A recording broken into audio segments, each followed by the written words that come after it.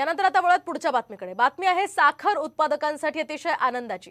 तर इथेनॉल निर्मितीला आता केंद्राची परवानगी मिळालेली आहे। आताची ही सगळ्यात मोठी बातमी आपण साम टीव्हीवर पाहतोय। साखर उत्पादकांना यामुळे मोठा दिलासा मिळाला। तर इथेनॉल निर्मितीला अखेर केंद्राने परवानगी दिलेली आहे। गेल्या कित्येक दिवसांपासून हा निर्णय अपेक्षित होता, मात्र अखेर आता हा निर्णय झालेला आहे आणि इथेनॉल निर्मितीला केंद्राने परवानगी दिली आहे। या संदर्भात आपण अधिक माहिती जाणून घेऊयात आमचे प्रतिनिधी प्रमोद जगताप यांच्याकडून। प्रमोद, काय सांगाल?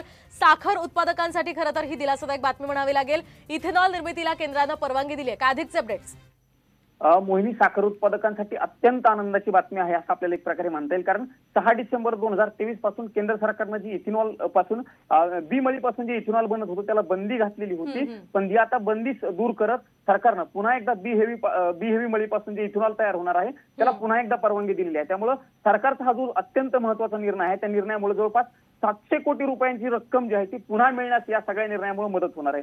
जवळपास 38,000 कोटी लिटर निर्मिती इथेनॉलची निर्मिती जी आहे ती या सगळ्यापासून होणार आहे। त्यामुळे सरकारकडून हे एक अत्यंत आनंदाची आणि दिलासादायक बातमी जी आहे ती दिली गेली असं आपल्याला एक प्रकारे म्हणता येईल। जवळपास 2300 कोटी रुपयांची रक्कम जी आहे ती देशभरामधील पुन्हा मिळणार आहे। त्यामुळे शेतकरी असतील किंवा कारखानदार असतील या सगळ्यांसाठी एक आनंदाची बातमी आहे असं आपल्याला धन्यवाद प्रमोद, सविस्तर माहितीसाठी।